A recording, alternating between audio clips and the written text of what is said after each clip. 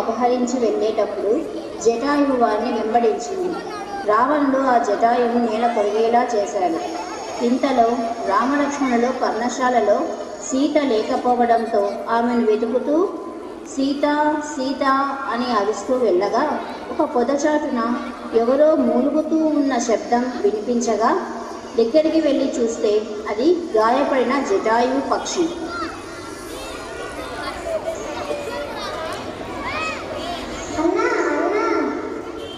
లక్ష్మణ, నీవు నీ వదిలిగారిని ఒంటరిగా విడిచి వచ్చావా? నీవు చెప్పినట్లు ఆ జింక రాక్షసమాయ. పద, సీత దగ్గరకు వెళదాం.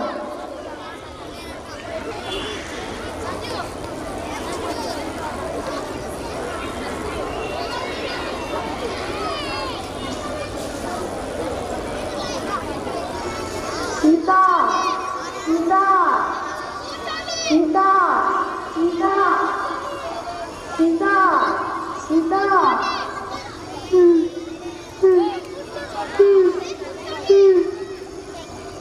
రామ రామ రామ, ఆ రావణుడు సీతాదేవిని అపహరించి తీసుకుని వెళ్ళాడు. నేను పోరాడినా కాపాడలేకపోయాను. నా 2 రెక్కలను ఖండించి వేశాడు. వెంటనే వెళ్ళి రక్షించుకో రామా. జటాయు, ఎవరు ఆ రావణుడు? రావణుడు రాక్షసుడు రాక్షసుడు. రామా, ఓ జటాయు, నీ త్యాగానికి నమస్కరిస్తూ స్వర్గంలో ఉన్న మా తండ్రి గారి పక్కనే నీ స్థానం ఉండాలని ప్రార్థిస్తున్నా.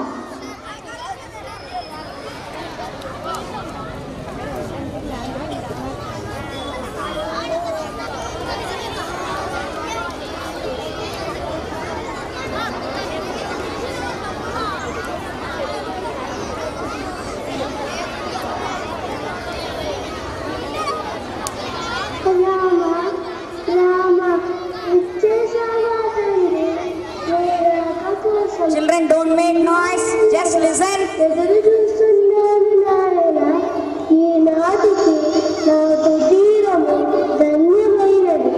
నారాయణ, ఆసనం అలంకరించండి ప్రభు, తమ చరణాలను కలుగుతాడు. వద్దు మాత, వద్దు. అమ్మ, నీవు ఎవరో తెలుసుకోవచ్చా? నా పేరు శబరి. వద్దు తల్లి, నీ ప్రేమతో నిండిన అశ్వులే మా చరణాలను ప్రక్షాళన చేశాయి.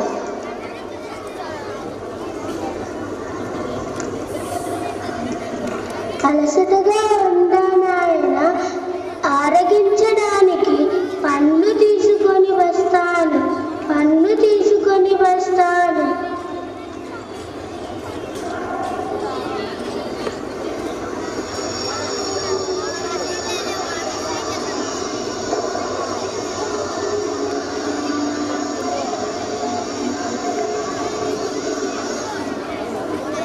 నీ ఆహారం కోసం తీయని రేగి పళ్ళను దాచి ఉంచాను. మీరు ఇరువురు ఆరగించండి.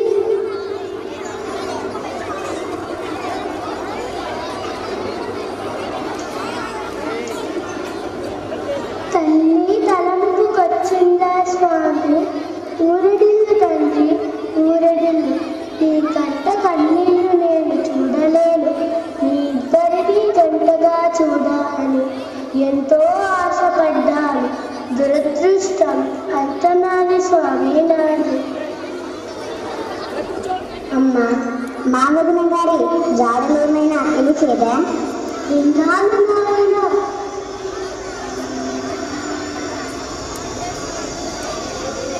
దక్షిణ దిశగా వెళ్ళండి. విశ్వముఖ పర్వతంపై కపివీరుడు సుగ్రీవుడు ఉన్నాడు.